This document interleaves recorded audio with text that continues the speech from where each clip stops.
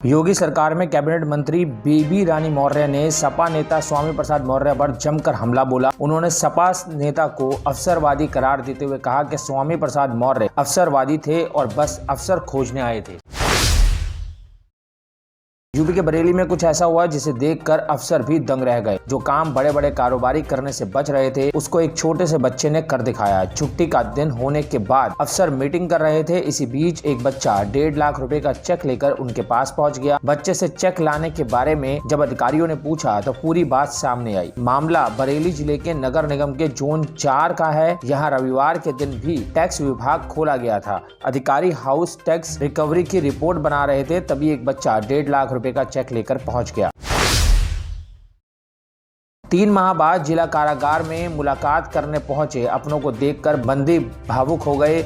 उनकी आंखें भर आई। कई बंदी जोर जोर से बिलखने लगे। मुलाकात घर में मौजूद बंदियों की पत्नी, पिता, बेटा व भाई भी आंसू नहीं रोक पाए। घर वालों ने उन्हें जल्द जमानत कराकर रिहाई का दिलासा दिया। तब जाकर बंदियों ने राहत की सांस ली। रविवार को 180 बंदियों के परिजनों ने मुलाकात की।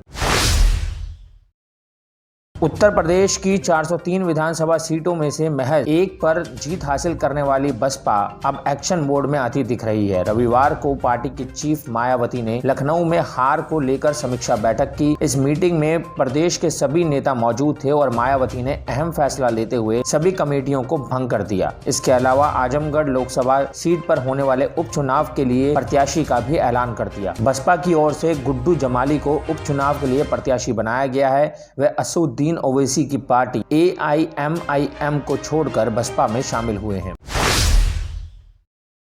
2 दिन बिजली उपभोक्ताओं को परेशानी हो सकती है। माना जा रहा है कि सोमवार और मंगलवार को बिजली को लेकर दिक्कतें उठानी पड़ सकती हैं। दरअसल विद्युत संशोधन विधेयक के विरोध में देश भर के बिजली कर्मचारी सोमवार से 2 दिवसीय कार्य बहिष्कार की शुरुआत करेंगे। उत्तर प्रदेश विद्युत कर्मचारी संयुक्त संघर्ष समिति के संयोजक शैलेंद्र दुबे ने रविवार को कहा कि केंद्र एवं राज्य सरकार की निजीकरण की नीतियों एवं इलेक्ट्रिसिटी बिल 2021 के विरोध में प्रदेश के सभी ऊर्जा निगमों के तमाम बिजली कर्मी देश के सभी प्रांतों के बिजली कर्मियों के साथ आज से 2 दिन का कार्य बहिष्कार प्रारंभ करेंगे। इस दौरान सभी जिला मुख्यालयों एवं परियोजनाओं व लखनऊ में मध्यांचल मुख्यालय पर विरोध सभा की जाएगी।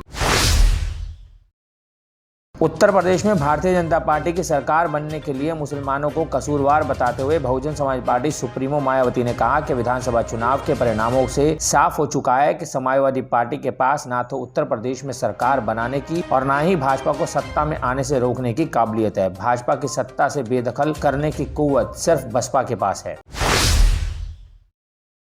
अवैध खनन करने वाली 3 ट्रैक्टर ट्रॉली और 1 JCB को सीज करने की कार्रवाई की गई है। मामला तहसील सदर अंतर्गत कोतवाली देहात का है, जहां पर ग्राम बिरवा भमनी में अवैध खनन की सूचना पर DM के आदेश पर तहसील प्रशासन द्वारा त्वरित कार्रवाई करते हुए कार्रवाई की गई है। इस संबंध में SDM सदर विनोद कुमार सिंह ने बताया कि शनिवार को सूचना मिली कि तहसील सदर थाना कोतवाली देहात अंतर्गत ग्राम बिरवा भवनी में JCB से अवैध खनन हो रहा है। DM के निर्देश पर सूचना पर SDM सदर नायब तहसीलदार अमित यादव व धर्मेंद्र कुमार तथा खनन निरीक्षक शिव दयाल सिंह पहुंचे। मौके पर एक JCB से ट्रैक्टर ट्रॉलियों को कोतवाली देहात अंतर्गत पुलिस चौकी खोर हंसा लाया गया, जहां JCB सहित 3 ट्रैक्टर ट्रॉलियों को सीज कर दिया गया।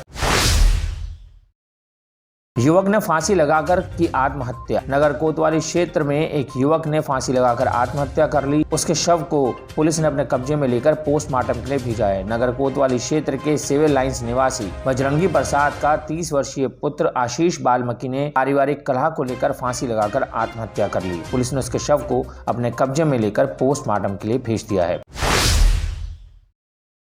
दिल का दौरा पड़ने से ICT काउंसलर की मौत हुई। कर्मचारियों में शोक की लहर। कर्नलगंज स्वास्थ्य केंद्र पर तैनात ICT काउंसलर की दिल का दौरा पड़ने से मौत हो गई। मौत की खबर मिलते ही कर्मचारियों में शोक की लहर दौड़ गई। कर्नलगंज कोतवाली क्षेत्र में स्थित सामुदायिक स्वास्थ्य केंद्र पर तैनात ICT काउंसलर 40 वर्षीय संतोष कुमार की अचानक दिल का दौरा पड़ने से तबीयत खराब हो गई। इलाज के लिए उन्हें जिला अस्पताल लाया गया। थोड़ी देर के इलाज के बाद ही उनकी मृत्यु हो गई।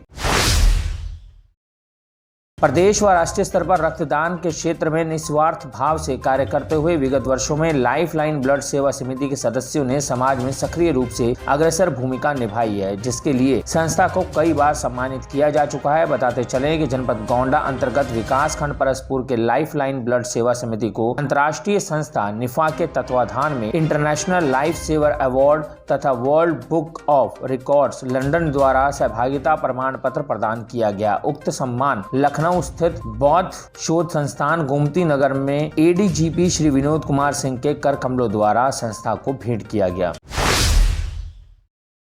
खबर लखनऊ से। गोरखपुर से वाराणसी की फ्लाइट का कल शुभारंभ किया सीएम योगी ने। उड़ान योजना के तहत इंटरस्टेट फ्लाइट गोरखपुर से वाराणसी के लिए 12 फ्लाइट की है व्यवस्था। यूपी सरकार केंद्र सरकार के साथ कर रही है लगातार विस्तार। पिछले 5 सालों में यूपी में बड़े पैमाने पर एविएशन क्षेत्र में हुआ है विस्तार।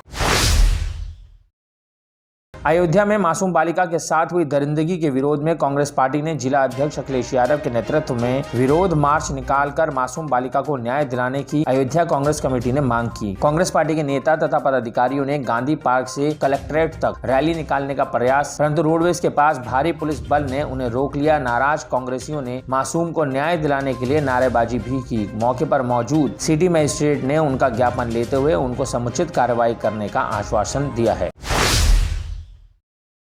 अयोध्या नगर निगम के प्रवर्तन दल ने चौक के रिफ्यूजी मार्केट में अचानक छापा मारा तथा लगभग दर्जनों दुकानों का चालान भी कर दिया। यह देखकर पूरे व्यापारी वर्ग में हड़कंप मच गया। तो वहीं व्यापारियों की दुकान के सामने बने चबूतरे को तोड़ने की खबर पर सैकड़ों व्यापारियों ने प्रदर्शन किया तथा लगभग आधे घंटे तक चौक का मुख्य मार्ग भी जाम कर दिया। मामले को बढ़ता देख पुलिस ने व्यापारियों को समझाकर रास्ते को सुचारू रूप से चालू करवाया।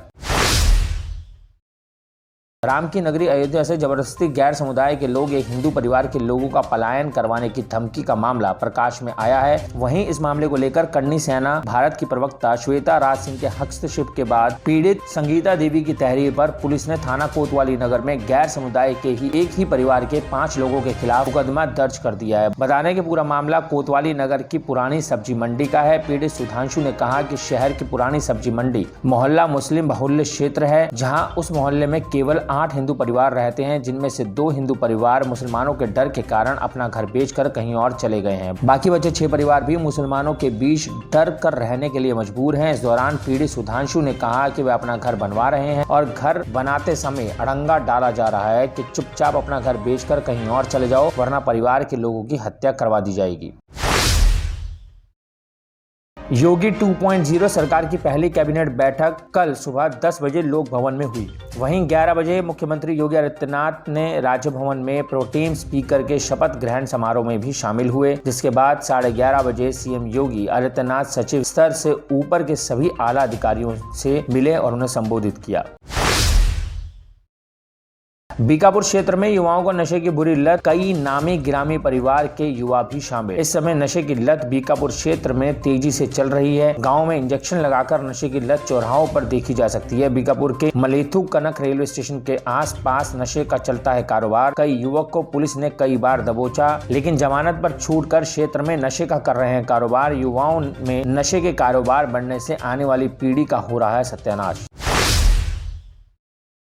ब्रजेश पाठक के उप मुख्यमंत्री बनने पर सर्व समाज के साथ ब्राह्मण समाज खुश। योगी मंत्रिमंडल अपने शानदार कार्यों से लिखेगा इतिहास। प्रदेश के बड़े सर्वमान्य ब्राह्मण नेता के उप मुख्यमंत्री योगी आदित्यनाथ की दूसरी पारी में ब्राह्मणों के कद्दावर नेता ब्रजेश पाठक को डिप्टी सीएम बनाए जाने पर पूरे जिले में उत्सव का माहौल है। उनके समर्थकों में मिठाई बांटकर जहां खुशी का इजहार किया जा रहा है, वहीं पर ढोल नगाड़ों की थाप पर खूब नाचे। जिले के कद्दावर नेता एवं ब्राह्मणों के ध्वजवाहक अखिल भारतीय चाणक्य परिषद के राष्ट्रीय संरक्षक एवं श्री श्री परशुराम सेवा ट्रस्ट के राष्ट्रीय अध्यक्ष पंडित कृपा निधान तिवारी ने अपने परिषद की एक तरफ से ब्रजेश पाठक को एक दिन पहले उनके आवास पर जाकर व्यक्तिगत रूप से मिलकर कोटि सब बधाई भी दी। सीएम योगी की प्रेस कॉन्फ्रेंस। खाद्यान्न योजना फ्री राशन 3 महीने के लिए बढ़ाया गया। हमने पहले इसे 3 महीने के लिए शुरू किया था, इसके बाद इसे दिसंबर से मार्च तक बढ़ाया गया था। ये योजना 2022 के लिए थी। कल निर्णय लिया गया है, अब इसे 3 महीने के लिए और बढ़ाया जाएगा। इसे आगे 3 महीने के लिए लोगों को खाद्यान्न मिल सकेगा। जून तक मिलेगा अंत्योदय परिवारों को अन्न। अमेठी में जगदीशपुर कोतवाली क्षेत्र के थोरी गांव में एक युवक का शव प्रेमिका के घर के सामने सड़क किनारे नग्न अवस्था में पड़ा मिला। युवक के हाथ पैर बंधे हुए थे। परिजनों ने मृतक की प्रेमिका के पिता पर हत्या करने का आरोप लगाते हुए तहरीर दी है। पुलिस ने शव को पोस्टमार्टम के लिए भेज दिया है। बसपा सुप्रीमो मायावती ने रविवार को हुई बैठक के बाद सेक्टर प्रभारी व भाईचारा कमेटी व्यवस्था को खत्म कर दिया। अब प्रत्येक 3 मंडल पर एक जोन होगा। नई व्यवस्था में प्रदेश के 3 नए प्रभारी बनाए गए हैं। ये जिम्मेदारी मुनकाद अली, राजकुमार गौतम और डॉक्टर विजय प्रताप को सौंपी गई है। प्रदेश प्रभारी मायावती को सीधे रिपोर्ट करेंगे। एफसीआई, रेलवे से लेकर हाईकोर्ट में नौकरी लगवाने का दावा करने वाले गिरोह के 2 सदस्यों को एसटीएफ ने शनिवार को गिरफ्तार कर लिया। नौकरी के नाम पर रुपए ऐंठने वाले गिरोह में जागृति फिल्म प्रोडक्शन हाउस का संचालक दुर्गा शरण मिश्र और डॉक्टर राजेश राव भी शामिल हैं, जो रायबरेली आयुर्वेद चिकित्सालय मेजरगंज में तैनात हैं। आरोपियों ने सैकड़ों युवकों से नौकरी लगवाने के नाम पर करोड़ों रुपए ऐंठे थे। दोनों के खिलाफ लखनऊ से लेकर अयोध्या तक 11 मुकदमे दर्ज हैं।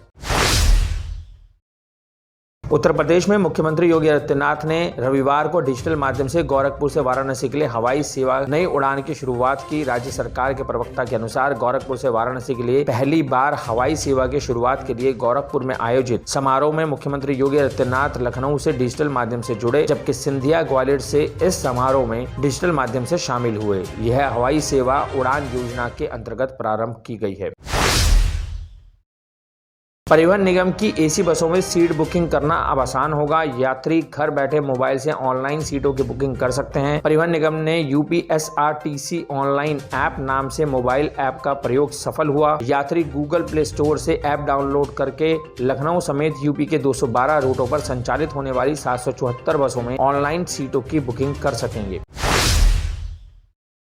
यूपी के गाजीपुर में क्षेत्र के मंडई गांव में सिर कूचकर प्राइवेट लाइनमैन की हत्या कर दी गई। हमलावरों ने उसकी आंखें भी फोड़ दी। उसके बाद शव को घसीटकर घर के बाहर फेंक दिया। सुबह ग्रामीणों ने शत विक्षत और लहूलुहान शव देखा तो हड़कंप मच गया। मंडई गांव निवासी 42 वर्षीय राजेश चौहान पृथ्वीपुर विद्युत उप केंद्र में प्राइवेट लाइनमैन थे। शुक्रवार रात 10 बजे उनके मोबाइल पर किसी ने कॉल कर कनेक्शन ठीक कराने के लिए बुलाया। वह घर से निकला लेकिन रात में नहीं लौटे। शनिवार सुबह उनका शव घर से 1 किलोमीटर दूर खजूर गांव मठिया गांव में एक महिला की झोपड़ी के बाहर मिला। सिर पर ईंट से कूचा गया था। चेहरे और शरीर के अन्य हिस्सों पर धारदार हथियार से हमले किए गए थे। आंख व नाक से भी खून निकल रहा था। मौके पर साइकिल, चप्पल और बिजली कनेक्शन ठीक करने के उपकरण भी पड़े थे। सूचना पर एसपी राम बदन सिंह मौके पर पहुंच गए। पुलिस भी हत्याकांड को आशनाई से जोड़कर देख रही है। पिता दूधनाथ चौहान की तहरीर पर पुलिस ने अज्ञात व्यक्ति के खिलाफ हत्या का मुकदमा दर्ज किया है। पुलिस ने महिला को भी हिरासत में लिया है। ऐसी और भी रोचक और दिलचस्प खबरें जानने के लिए आप विजिट कर सकते हैं हमारी वेबसाइट www.prsdnews.in। लिंक डिस्क्रिप्शन में दिया हुआ है। अभी जाएं और विजिट करें हमारी वेबसाइट www.prsdnews.in।